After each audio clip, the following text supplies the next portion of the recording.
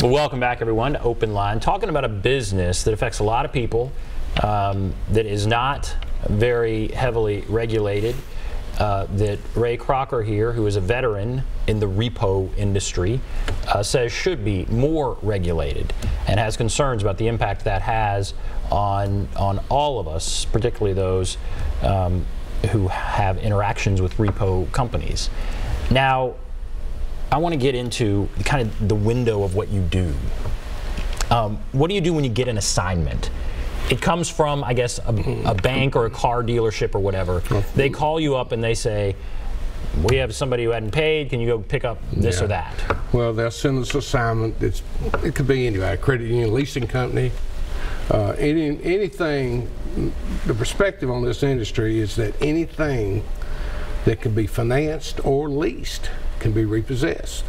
So you think about that. Well, it could be equipment in a delicatessen. It could be the workout equipment in a gymnasium. Oh, wow. And it can be an engineering company. And I've done all of those, believe me. But typically we get an assignment from credit union and it says John Doe, he lives at this address and this is the collateral, and if they have a work, something like that, they'll tell us. And so before we just jump up and go running out the door, we want to verify if that person lives there or not. So we have a number of databases we use that we call, we verify addresses and so on. And then once we do that, we have to figure out the safest time to be there. So if you're going to be in a high-risk area, like the housing projects here in Nashville, we don't want to be in there before 5 o'clock, probably before 4 o'clock in the morning, and we want to be gone by 7. Right, right. Because it's safer, and we need to know how to get in there and the safest way out. Because, you know, it's high risk. You know, we know that there's a lot of drug dealing going on there, and a lot of people, when they get out of these clubs, they go over there to buy their marijuana, whatever it is they get, and usually the drug dealers are off the street by 3:30 or 4 o'clock. So that's when we can come in. And it's a lot safer for us. Have you had someone pull a gun on you? We've had a lot of guns pulled on us. I bet. We've been shot at where they hit the vehicle twice. We've been shot at where they hit the wrecker twice. One guy actually came out with a target pistol and went down on one knee and shot through the license plate of the car, went through the back of that, went through the back seat, and it lodged in the driver's seat in the back of that. And then one that came through and hit this side of him on the head coming through the back window and this side over here. And it's scary, you know. You don't know what people are going to do. And the main thing about our business is sales. It's not selling your service to the clients. When you have to, a lot of times these people got their cars in garages, locked behind a fence, so and you have to make contact with them. You got to sell them on walking to work. You got to sell them to find another way to get to church or go to the store, because you're taking their own transportation. And it makes it tough. It really does. I bet it does. Yes. All right, let's take a call here. Let's go to Christine. Hello, Christine. Yes. Hi, go right ahead. Okay. I had paid my car note. I had paid part of it, and then I paid the rest of it on a card. And I had a receipt, and they came and repossessed my car anyway. Now, the fellas were like really nice. They were like, would you please clean out your car?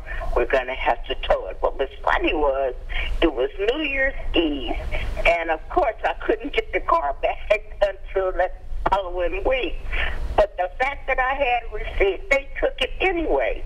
I'm not so much concerned about that because I had paid it. Right. But they tacked on this tow fee. Oh, then they tacked on a tow fee. Yes, and I had to pay this tow fee just to get my car back, even though I had paid the note. I think that's unfair. Well, it doesn't sound right if you paid the note that they were repossessing it in the first place. All right, thank you, Christine, for the call. What about this issue? Okay, several things to come into play on that. One, a lot of people could be 2 months down or 3 months past due, and they pay payment. Well, because they paid that payment doesn't bring them up to date. It means there's still 2 payments past due. Okay, then when they sign a contract, they agree to pay all collection costs and recovery expenses. It's on the back of every contract. And so that repo fee becomes a recovery expense, and they're obligated to pay it. Now, I've heard some of these smaller, maybe used car lots, that's part of their business plan. They just go out and, to sell, maybe at high terms, and then they go out and repossess it, and, then they resell again. Is that, do you encounter that? Do you see that? I do no tote your note business. You don't do anything like that? No, the reason it is a lot of times they'll have a $1,000 car and they get a $600 down payment, and the guy gets past due, they want the car back. Right. Okay, because then they get to sell it again. Right. So I mean, it's kind of hard to deal with, and it's just a class of business.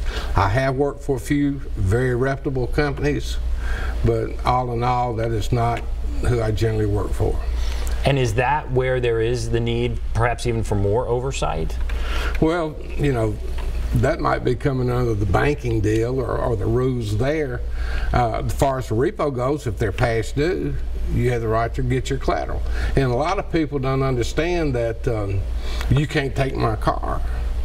The client, if they hide it, they put it in the garage and you can't find it, they could come back with what they call hindering a secured creditor, which is a Class E felony. In other words, turn it in, you won't go to jail, but most clients don't. They just rather want their vehicle back, get it sold, or let you pay it up to date and get it back. When a vehicle is repossessed, generally, I'm not going to say generally, it is a law that a reasonable time is given to the debtor to make arrangements with the finance source to either pay it up to date or pay it off. Now that decision belongs to the finance company, the bank. We want you to pay it off. We don't want to do business with you anymore. Or, okay, you pay me up to date and you pay the recovery fees, you can have your car back. So it's kind of hairy both ways. And you're on the repo end. Your job isn't necessarily to determine where the person is on the payments, right? I mean, your job is to get the property. Well, I ask them to tell us how far past due they are. Because say we go out there to repossess a car and they call the police, and the police says, well, how far past due are they? I don't know. Well, this is what this says, I have no way of telling them when they're last paid or anything other than the fact that they're so far behind. But if I don't have that information, then I'm not going to get that car. Mm-hmm. Are there times that someone is able to say, I guess, prove or convince you, or whatever the appropriate thing would be, that okay, this repo is inappropriate? How could they do that? Well, they can say I'm up to date. But they can't. Well, are you at that point a judge as to whether they're up to date?